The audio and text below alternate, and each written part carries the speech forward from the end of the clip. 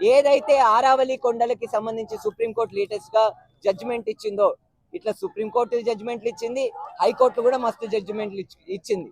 నేను పర్సనల్ గా హర్యానాలో 22 జిల్లాలు ఉంటే 17 జిల్లాల్లో తిరిగి అసలు ఆరావళి కొండలకి సంబంధించి వాస్తవ పరిస్థితులు ఏందని నేను పరిశోధనలో భాగమై తిరిగితే, పోయిన సంవత్సరం హర్యానా ఎన్నికలప్పుడు ప్రజల తరపున ప్రజల డిమాండ్ ఉండాలని హర్యానా జిల్లాలన్నీ తిరిగినప్పుడు నాకు తెలిసిన విషయాలు ఏంటంటే, ఎక్కడైతే 10 సంవత్సరాల